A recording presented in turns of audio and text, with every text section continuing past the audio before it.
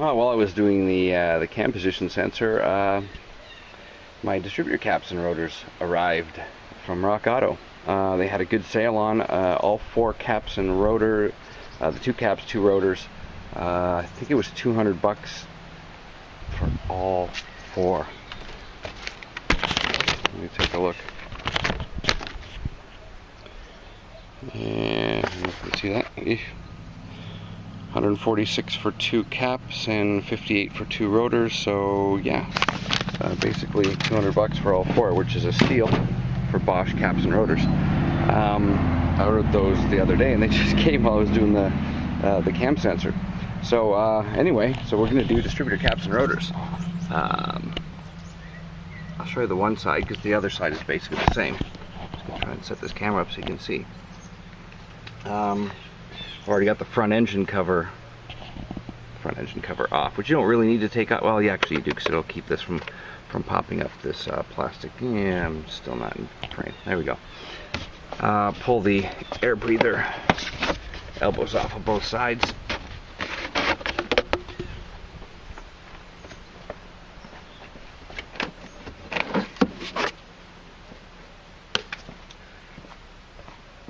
And then down on the side by the coil, on this side, on both sides actually, there's a little tab. Here there's a little lip. Don't just yank on this, pull this out. These are brittle plastics. If you've got an SL, you know how brittle this crap is. And gently lift it off. And where is that 5mm wrench I had? Son of a beach. Hold on one second.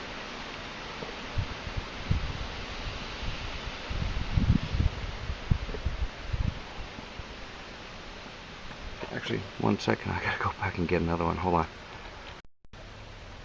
Okay, 5mm Allen-headed socket, and there's 3 bolts. Is there 3 or 2? Can't remember from last time pulling this thing off. I pulled it off once to check it. Most cars, if you're like me, most of us, first time you get a car, you run out to the auto parts store, get a cap and a rotor and plug wires and plugs. The first thing you do on an SL. You don't exactly do that because you realize the cap and rotor and plugs and plug wires are like $600 or more. Yeah, there's a bottom one. I forgot about that one. So there's 3, 1 at the bottom, 1, 2, 3, and you're not going to want to watch me take all these bolts out. Besides, I have to get, there we go.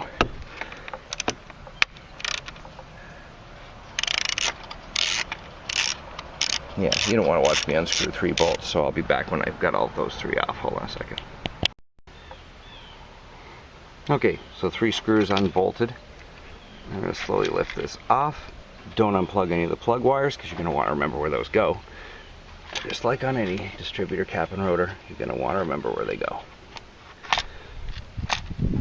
And we're going to get to the rotor, which is also not looking so great. What is that, a T3? 3mm? I'm not sure what that is. Back in 1 second. Okay, yeah, it is a T3 3mm, and there's 2 bolts holding it in.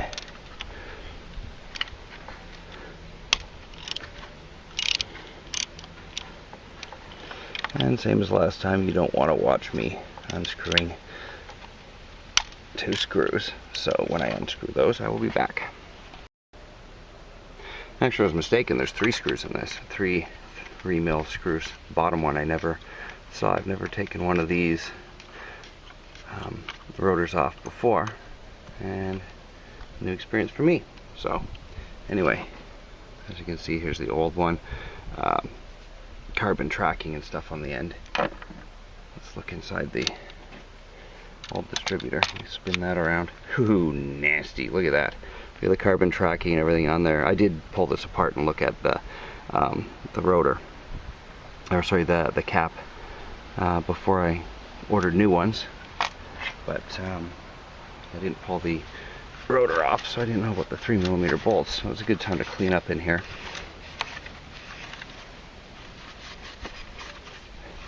And you're not going to watch me clean, so I'll be back in a minute. Turn off camera. Okay, nice and clean in there. new rotor. 3 new bolts in it. Let's make sure they're T3s or M3s. They should be, they better be. And simply 3 holes, line it up, bolt it on. It's nice and simple, and all aligned and ready for you. Couldn't get much easier. There we go.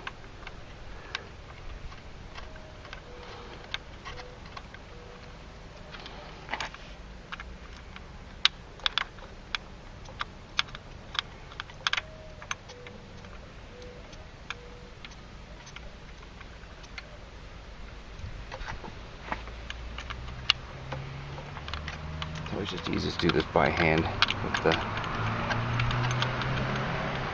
socket tip on your fingers instead of trying to mess around with the whole ratchet wrench and everything up and down in there. Just use it for final tightening. These don't have to be very tight. Like a spark plug, like a 8 to 10 pounds, something very minor like that. I'm not going to check the torque spec on it because it's going to be something ridiculously low. It's not even going to deserve a mention.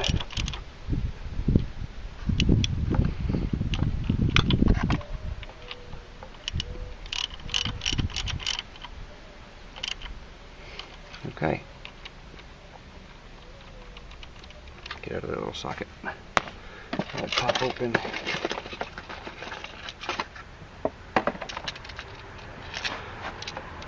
Cap.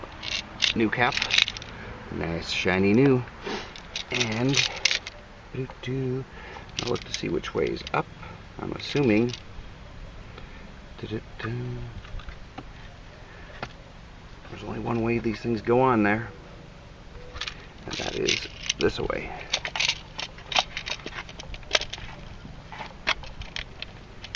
Basically idiot proof. So again, we still haven't taken any of the wires off.